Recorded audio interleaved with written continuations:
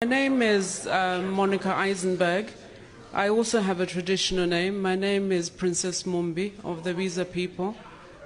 Our kingdoms spread all the way from Chinsali to the Eastern Province, where technically, historically... Please proceed to the question. We do not have time. No, we do have time. We do have time. We do have time. The reason I have come here, there are very few women here because a lot of women are working. They're at home. They're looking after the children. We're stressed. Do you understand? We're stressed as women in this country. You, Mr. Moderator, I think we're trying to have a light moment. You are extremely patronizing to that young lady who spoke earlier. Okay? All I heard was serious fact after fact, and you were incredibly patronizing to her. Okay.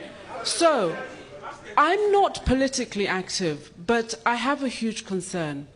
It feels like the country has been betrayed, it has been hijacked, and it feels like... Order. It feels like we are being held hostage. The reason I mentioned that I'm a princess of the Visa royal establishment is that traditionally I was brought up that if anybody in Chief Monze's kingdom is starving, that is my problem, and I'm from the East. Right? Tutwa Ngulue says you were given an opportunity to participate in this whole process. From what I've heard here, the reason I came here, because I'm so confused, I don't understand. The reason I came here is I really wanted to understand what this is about. Now, I'm reasonably educated, and this is an incredibly complicated issue. Where did you go in the country, and to whom did you pose these questions? Right? Tutwangulue. I need to... Order. Order. Shall we have order, please? Proceed, ma'am.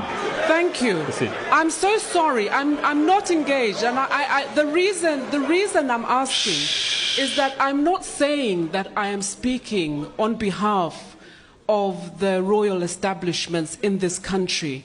But since they form the majority of the poor and disenfranchised, I need to be clear, because my next stop is to go to my uncles and my elders in the House of Chiefs to say, do you understand what is going on in the other house? So that there is some sort of checks and balances, because we're being held hostage. Okay?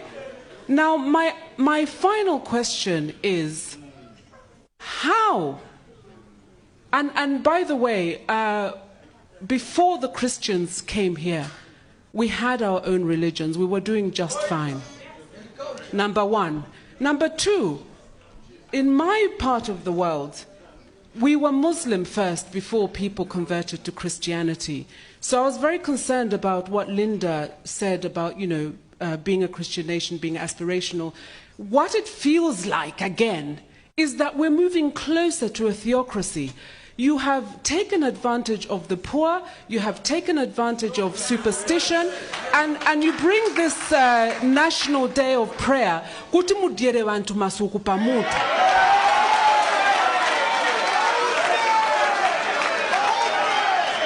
Because what is going on is not Christian. It's not Christian. No, don't. Tutwa, you were talking about, oh, if you don't like me, you took time. You took time, right? So listen. Order. Listen. Ma'am, order. Hold on, Final ma'am. question. Order. Shall we have order, please? Final question.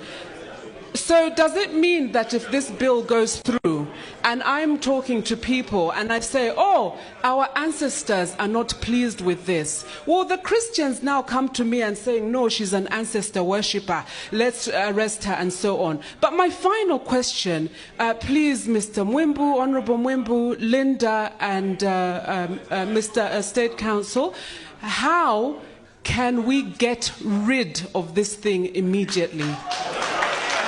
Thank you.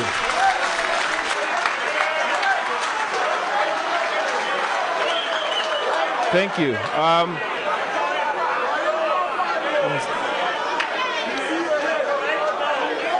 Order. Shall we have order, please? Shall we have order? Bring the microphone here in the center. We want to take a question from another lady to send a clear message. We are not here to patronize the women. State Council. Order. We are coming. Order. State Council. Order. We are coming. State Council. The lady there was asking a question. I think maybe you might want to answer it. No, that to you it was a comment, but the question was to those that are opposing the question. How are you going to make sure that this bill is gotten rid of? That's the question immediately. State Council. The answer is very simple. Answer is very simple. People power. That's all what you need. Okay. Just mobilize the people and make it known that the people are against it. You know, because the ultimate authority lies with the people. Now, if the people remain quiet, that's why I'm very impressed about the attendance this evening. And at least it shows the seriousness that the people are attaching. And I can see that we are now almost going on to 22 hours, and everybody is still seated. And that goes to show the importance. That shows the importance of this particular issue. Now, one of the issues you need to understand is that somebody is a president because the people of Zambia said so. Okay? So, just like you have the power to put somebody in power, you also have the power to... Yeah. So, we have the power. The question is, are we ready to use it? Thank you. Thank you. Before we get back to the audience, Honorable Koplande, correct me if I'm wrong. There's a question here. Your select committee has recommended that MPs should be remunerated for the full 5-year term even when National Assembly is dissolved. Is this correct? If so, why? Does Zambia have the money to afford to pay MPs who are not in office? Parliament, in effect,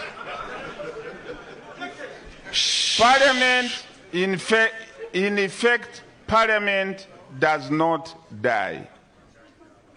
Parliament goes into hibernation and is standing by for recall at any point in case of emergency by the President.